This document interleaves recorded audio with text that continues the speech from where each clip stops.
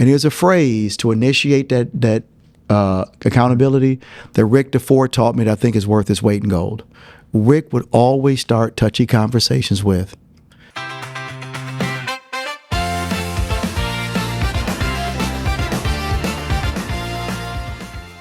welcome to the Mindset Move podcast. I'm so excited to introduce you to today's guest.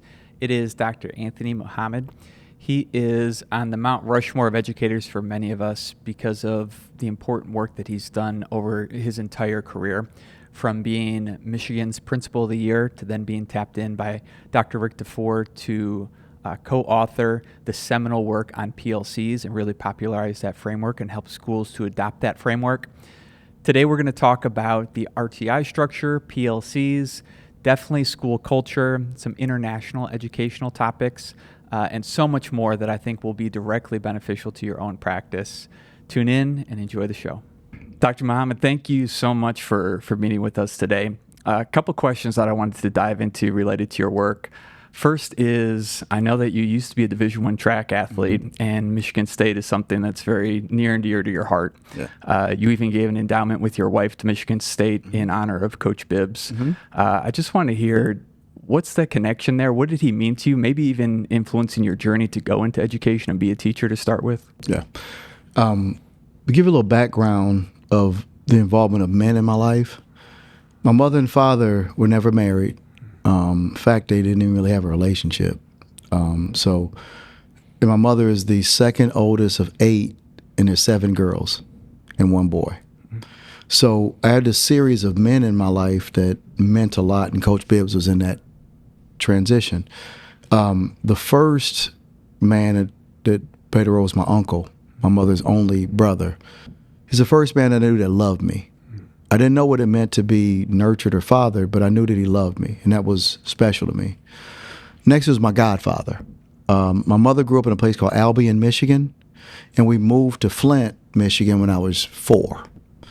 And my godparents lived next door. It's the first nuclear family I saw. Mother, father, children, all under the same roof. That was foreign to me because all my aunts weren't married. They had children. They dropped off of my grandmother. My mother was a teacher. So when she graduated, we moved to Flint because she got a teaching job. So Tommy Harden, my next door neighbor, became my godfather. He taught me how to be tough. He had 2 sons that became like brothers. He would wake us up in the morning, make us do calisthenics, football drills.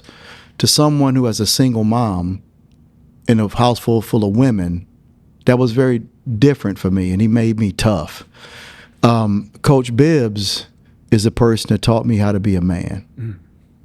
So Coach Bibbs is special. He's a legendary track coach. He used to have the world record in a 60-yard dash when he was a runner at Eastern Michigan University. Tied Jesse Owens, right? Yeah. But Coach Bibbs, his articulation was that education or track is a means to an end. And that though he was a great track coach and taught us technique and, improving our skill, he's a person that taught me that it's more important in life to be what kind of person you are. He was actually the first African-American head coach in Big Ten history. So I was kind of not taken aback, but a little bit alarmed that somebody that had great accomplishments as a coach, but even more impact as a person. He had a wife that he loved named Martha who passed away. He helped raise her children. It was Martha's second marriage. And Coach Bibbs was just, everything about him was, what can I do for you or to help you become a better person? So though I remember all of the practices, the meets, the so forth, he meant a lot to me. He was a blueprint of what a man should be. So to honor him in that way was to really give back to him, to thank him for the kind of man that he helped me to become. Yeah, and kind of leaning on that theme of important men in your life who really saw something in you and pulled it out of you. Rick DeFore is one of your mentors, yes. The late Rick DeFore. And he clearly saw something in you from your time as a building principal to the immense turnaround that you had in 5-year time, doubling the amount of achievement that your school had. You've described it as something that before was described as a dropout factory, and certainly by the time you left there, that wasn't the case at all, even being Michigan Principal of the Year for the middle school. So clearly there's accolades there that are deserving of that eye, but there's a principal of the year in every state, and every year there's a different one. So clearly there was something about you that Rick DeFore saw. What do you think that was that he pulled out of you? Rick, if you think about the most influential educators that we look at historically, he would have to be in the top 10. I don't think there's any doubt.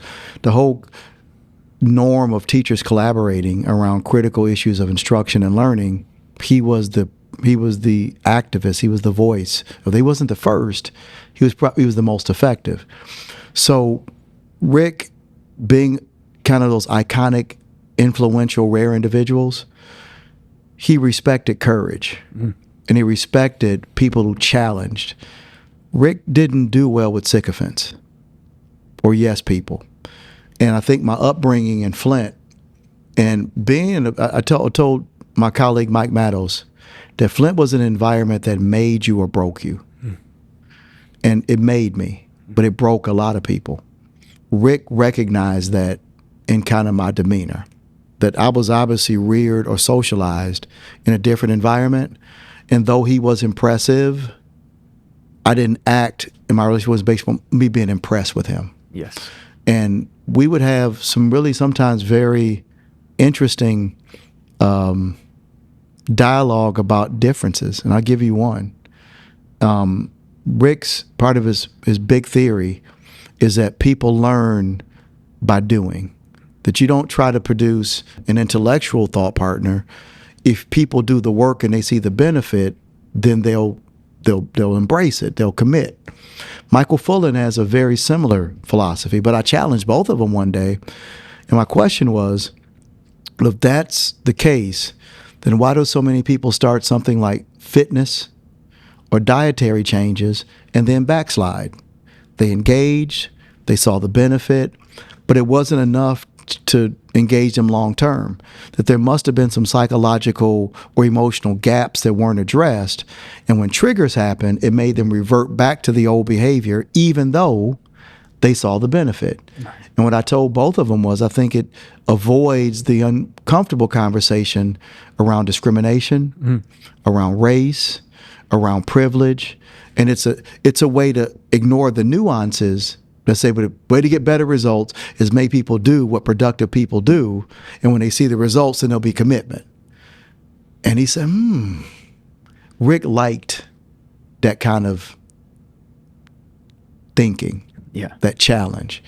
And he saw that I was willing to do it more than most of his students, and that's where the attraction and the connection happened. Yeah, and you spoke about Flint, your upbringing, and Flint today is very different from the Flint that you grew up in. And I wonder how much of your kind of operating as a principal, having the confidence to challenge him, related to that, because back in the day it was this industrial hub. Everyone pretty much went to work for GM because it's this powerhouse that's within Flint. But through your schooling, you saw the de-industrialization of that, and the social contract that you speak of essentially broken. That, right in my face. Yeah, you learn how to fall in line, and you follow directions, and you have a pipeline into the factories, and you'll make a living wage. And you saw that broken. Yeah. And did that influence how you approach just challenging things and not just letting the status quo be? Absolutely. I think if there's something I'd like attached to my legacy, is that I'm a deep humanist. And the human condition is what motivates me. I'm not necessarily a respecter of person. I'm a respecter of principle, and that principle affects people. So I walked into this system challenging it. That was my premise, that we're seeing this isn't working anymore. The factories are closing. What are we doing about it? So that became kind of my modus operandi, and that is what I carried into my relationship with Rick. Because he knew I was a deep analyst of the current state of schools, and I didn't mind disrupting it. In fact, in my book, The Way Forward, I published one of the letters he wrote me about his admiration for that and his challenge to continue doing that, even though I knew that he was going to pass because of stage 4 lung cancer pretty soon. He encouraged me to keep doing that. So he saw it. It's what attracted him. He nurtured it and told me to keep doing it. And tell me how you applied that when you were a building principal, because you had such tremendous accolades and such tremendous results in a school that people probably didn't expect it of. How did you apply that? Well, one, in the book Leaders of Learning, Rick DeFore and and Bob Marzano, their basic premise is the role of a school or district leader, your influence on learning is through teachers. So I applied that as a principle, that our school is only as good as our preparation and support of teachers. So that was my goal as a leader, that the way you disrupt the system is you develop allies who are the most critical influencers of your primary goal, which is students improving. Quick example, recently worked with a Catholic school district in Australia. Australia is similar to Canada and the Commonwealth, where they built into their constitution the public funding of Catholic education. So they have two dual public systems, a secular system and a Catholic system, but they both receive government funding. This director, because they don't call them superintendents in Australia, decided to do something I think was really revolutionary. He flattened the organizational chart. He says only 2 positions in our district: people who directly affect kids and those who support people who directly affect kids. That's good. Those are the only 2 positions in our district. That was the approach. I didn't know that was the approach I was taking, but that was that approach. That as a principal, I'm only as good as how I influence the people that affect kids. If I say I care about kids, I have to influence the people that affect kids. Yeah. And in my district, in my position, that was our teachers, our paraprofessionals, our counselors, our social workers, our support staff. I saw myself, and some would call it servant leadership as a profile, but that was the approach. Yeah. So that's how I disrupted it. And I found that politically, I was able to solicit influence by serving the right people, that when people who weren't pleased with that wanted to push back against the system, I had so many advocates among the teachers, the parents, the students, that they couldn't really get far politically. Yeah. That was my buffer. Yeah. They gave me latitude to do that work. And you created the framework of, how to really think of people within a culture, the 4 classifications between believers being on one end, and then traditionalists being on the far other end of that. Did those seeds of kind of noticings begin when you were a principal, or only after you left and started to get into other schools and look at it with more objectivity? Yeah, I believe that ignorance was bliss. Yeah. And of course, I observed some of what I eventually studied, but I don't think it resonated or impacted in a way that I saw it as a consultant and a researcher. I think I was oblivious to certain things in a positive way. I don't think it registered when people were being passive aggressive. Yeah. It didn't really register when people were trying to be disruptive. I just kind of naturally developed ability to respond to that. And I operated the assumption that they were allies that just needed to be coached. Yeah. As I found out later, was something a little bit more nefarious. Sure. But I think sometimes an innocent ignorance can help you if it doesn't break you first. Yeah. And you speak about that, and I've lived that experience too, of assuming goodwill, assuming that it's a skill deficit and not a will deficit. 'Cause if you think everyone's out to get you and you think that they're just behind your back trying to sabotage every new initiative you have, you're going to live a pretty lonely, paranoid existence. Yeah, paranoia, yeah. So I wasn't smart enough to be paranoid. But my goal was to equip people through the research with transforming school culture to help them be a little bit more proactive and informed about what they're going up against so they can figure out ways to navigate it. I think mine just a deep connection to my hometown, particularly the suffering of African American males, that I didn't care what the obstacle was, I'm going to find a way around it. But everybody doesn't have that depth of intrinsic motivation, so that's where the research can be assistance to them. Yeah, and you've spoken about one of your strengths being accountability. Of the 4, that holding people accountable is something that comes easily and naturally to you. How do you have those conversations tactfully, especially nowadays with, like you spoke on, just the exodus of teachers from the field after COVID and just how challenging the field is. Yeah. How do you have those accountability conversations, and how do you do it in a way that respects autonomy while still making sure that you have high standards for your school? Great question. I'm a huge consumer of published research, and Harvard Business Review every year does this report on the most prevalent workplace motivators in the American workplace. I think people have a misunderstanding of what motivates people, and for at least the last 10 years, the number one motivator has been feedback or affirmation of impact. That people aren't coming because they're looking for an easy way out or to just coast and get their way. That what motivates people more than bonuses or acknowledgement or celebration is the affirmation or evidence that my work is actually making a difference. If you get up every day knowing that the world is better because of what you do, then you tend to be more motivated. So I believe administrators have a misconception if you let people underperform and slough off, that somehow that's your way to keep them. No. They'll become more depressed. They'll become more disengaged. So I try to approach accountability under the guise of we both want the same thing. But there's a blind spot you have that I have to make you aware of. That if I do it tactfully, I can get you back on the team. Yeah. In the book Time for Change, which Dr. Luis Cruz was my co-author, he wrote the chapter on accountability. And he came up with a concept he called the RESIST protocol, which is an acronym. The R is for recognize specifically what the person is doing that is being disruptive. You can't be vague. You're a resistor. That's not specific.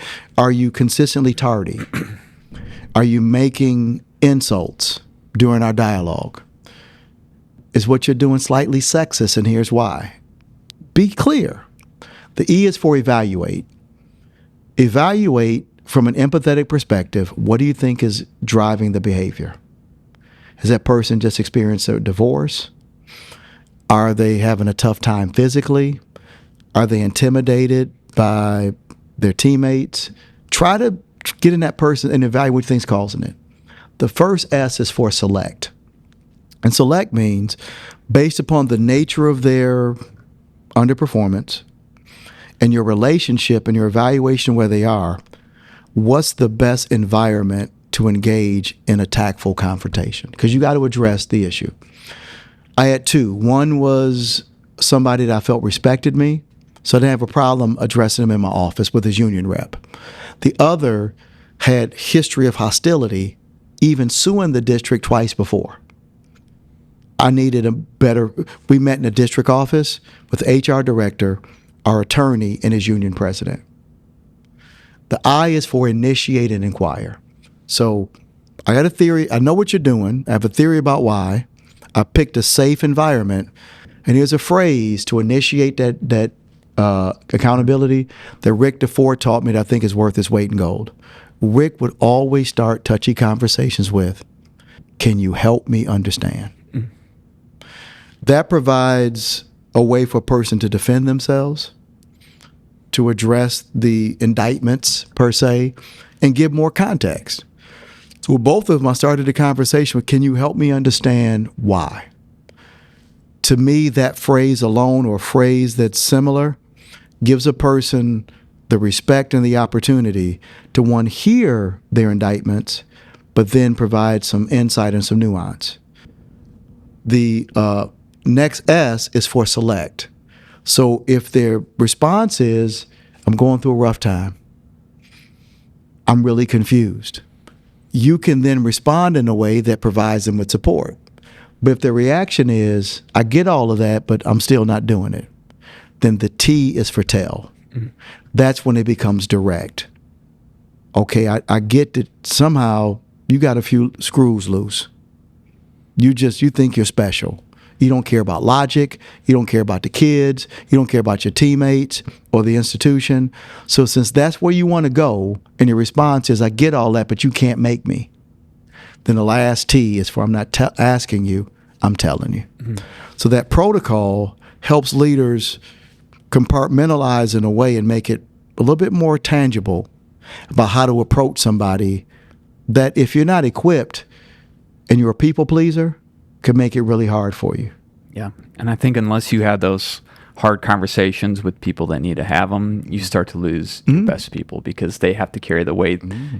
People are only going to work as hard as they have to sometimes. And if they see this other person getting away with it, it just is such a culture killer for an organization. Yeah. Our colleague, Dr. Cruz, in our book wrote, "What you ignore, you endorse."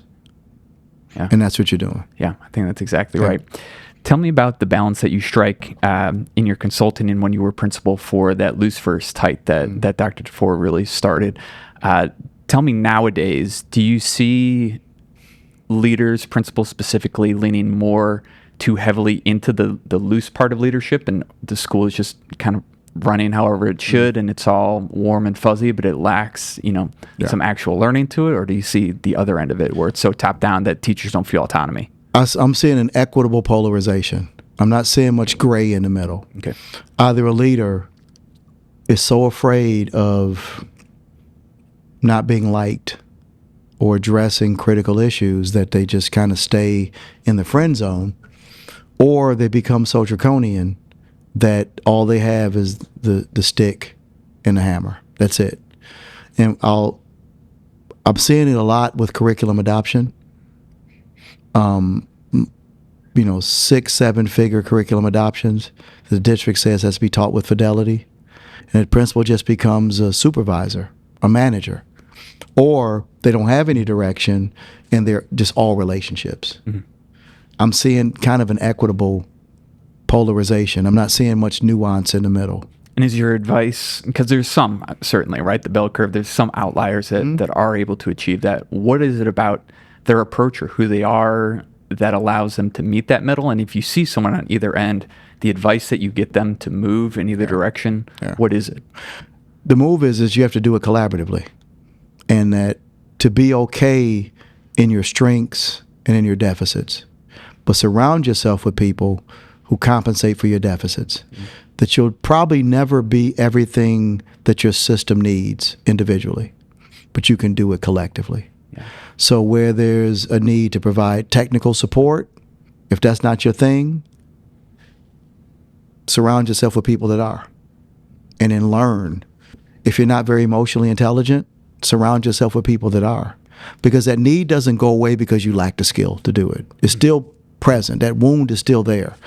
But the more you share your power, you produce a leadership team, the more you'll be equipped, and you can shorten the curve for acceleration of improvement if you do that. But if people have to wait 2 years for you to become emotionally intelligent, how many people are you going to lose in that time? Right. And I'm curious because you do work outside of just the United States, right? You're in Canada, Australia. I know you're doing work in Amsterdam right now. Tell me the differences that you see, because I know you've said that it feels like education is losing its soul. And is that just in America? Is that internationally? Are you seeing, sometimes we put on a pedestal Singapore and Finland and some of these other systems of education. You actually get to see it firsthand. Is it what it's cracked up to be? Is our system failing as much as the NAEP might be saying it is? Yeah, it is. Yeah. And I believe that from what I've observed, I've done work on all 6 inhabited continents, that the anti-intellectualism you see in the greater society has now started to penetrate and address the professional side of it. When I go to Australia, when I go to Canada, Finland, I'll be in Kenya later this year, there's more of an intellectualism around the profession. When I go to Australia, it's very rare that a participant hasn't used my book or similar research on culture in their coursework, in their professional preparation.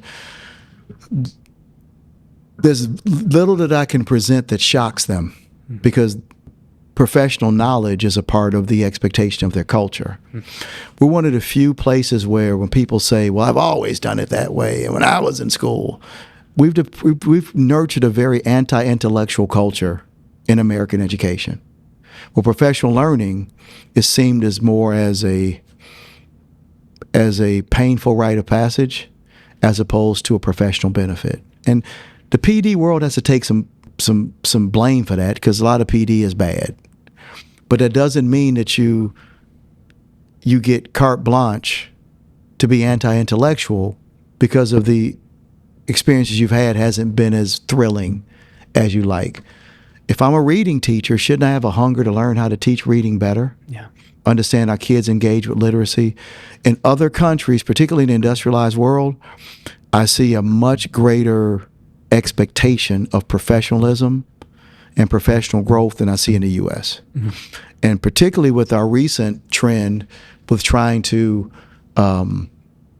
make our practice much more of a science than an art and much more mechanical, I'm seeing teachers giving up on thinking altogether because the district has scripted their professional practice from day 1 to day 180. The lessons, the tools, the resources, the activities, the assessments, we've given that to Houghton Mifflin or Pearson or McGraw-Hill. And to use it because we're measuring what's easy to measure, which is student achievement and growth, and not the things that keep the soul of education. Absolutely. And not even questioning the validity of the said assessment. I'd even go with that argument. But if you got 50 states with 50 different assessments and 50 different thresholds for proficiency, and it fits a certain narrative, we've allowed lobbyists and economics to creep into the purity of our profession. And then you add other groups that have social axis to grind. Add whether it's woke, is it unwoke, is it sleep, is it, teachers putting the 10 Commandments in a classroom, or they're going to be punished when there's a clear violation of the separation of church and state. Yeah. The government cannot advocate or suppress the free, but we're doing it through. So it's not that I'm saying that American teachers, I love American teachers. They're just caught in a perfect storm. Yeah. And I think that intellectualism is a big key to point us out if we are in this place. And I think that's why you have so much respect in the education field, is because you represent that intellectualism as a researcher, but also as a practitioner. You're that perfect balance that allows people to really latch on, because you have done excellent things and you have such a great perspective, but it's anchored in frameworks and research and historical sense, not even just the last 10, 20, hundreds of years is what you pull to your intellectualism. I really believe that schools can transform society when we proved it. If you trace the common school experiment in Massachusetts and you look at that parallel to the growth of the American society, they're pretty much lockstep. Yeah. And you can start to trace a decline in the same parallel. Yeah. So schools matter. And I know that you are so passionate about growing your own craft, even still. And you talk about reading 2 books a week. Mm-hmm. Tell me, in the last year, maybe the last month, what's something that you've read that's really transformed the way you think about something, or has really stood out to you? Great question. I read Dr. Gholdy Muhammad's Cultivating Genius. Yeah. And her model for genius and joy just recently. I've known her for a while, but I finally dug into her manuscript. Dr. Shiraki Hali's Culturally and Linguistically Responsive Teaching and Learning. I have a lot of other interests. So I read We the Poisoned, about the Flint water crisis. That was personal, and all the politics and economics went into it. The water crisis started way before this, with mayors capitulating to General Motors and allowing them to get away with environmental crimes that they otherwise would have enforced. As I mentioned, reading the book on Jack Welch, The Man Who Broke Capitalism, and I just recently reread Mike Maddles and Austin Buffham's book, Taking Action as a Framework for RTI. So I read some books that people might, that doesn't sound very exciting, but it's exciting to me because it makes me more equipped to work with educators. And reading 2 books a week only takes about 45 minutes to an hour a day of discipline. So instead of watching 3 Netflix shows, watch 2. Yeah. Instead of spending an hour on social media, spend 30 minutes. Yeah. It's not a lot more time. It's just a shifting of habits and priorities And I love it. I get mad when I got to put it down because a plane has landed or whatever, but I'm enjoying the benefits of rekindling my joy of reading and doing it regularly. Yeah, I wonder if that loss of intellectualism is a result of losing that passion, because you can read James Patterson anytime, but to read about PLCs or about RTI, you have to really care deeply about what you're doing, not just in the classroom, but when you leave and when you're thinking over the summer about it. Yeah. And I wonder if when people are starting to feel burnt out, that's a manifestation of losing that intellectualism. Yeah. And part of the Time for Change framework is being strategic about building capacity. There's a lot of different platforms we can use. Sitting and reading a book is one way, but professional activities, articles, action research, there's a lot of ways to build teacher capacity besides just reading a book. But obviously that's a good thing to do. There's a lot of benefit to that. Yeah. And the last question that I have for you, Dr. Mohammed, as a sitting principal, what advice would you give to a practitioner right now, to a building leader? What's one piece of advice you would give? To work in your circle of influence instead of drowning in your circle of concern. Think about the things that are within your purview, things that you can affect, and around yourself, connect with people with similar passions, because energy transfers. Negative energy is contagious, also is positive. So if you surround yourself with positive people, you don't spend your time talking about things about parents that you can't control. But how do we, in this next lesson, put in some practice for kids with parents at home that would strengthen that, and we can start to build that relationship? So work in your circle of influence. You can't change a child's parents. You can't solve poverty on your own. You can't undo a disability, but you can figure out how you react to it and respond in a way that the child is the beneficiary of your influence, rather than you being persistently pessimistic because you feel like you don't have any direct control. You have influence, you don't have any control. Yeah, and be comfortable with influence. Yeah, being a principal or a leader can be so lonely. I think that message of just being a collective, distributing the leadership, having your people is such a timely message for principals. Yeah, and it's in a period where the profession is under attack. Funding is a debate every day, particularly at the federal level, and districts are starting to run deficits. I mean, it's a perfect storm. And if you don't have that tree you're holding on to, or that anchor in something, you might get like Dorothy. You might get blown away. Might get blown away. So anchor yourself. Yeah, it'll pass. This is not the first time. Yes, it just seems like there's a recency bias, but also it seems much more egregious than before. Yeah. Yeah. Well, I want to be respectful of your time, but Dr. Mohammed, thank you so much for the work that you're doing and for taking the time to sit down. Thank you for advancing our profession and providing this opportunity for educators to get access by using a medium that a lot of people use. Yes, sir. So thank you. Yeah. Thank you so much, Dr. Mohammed. My pleasure.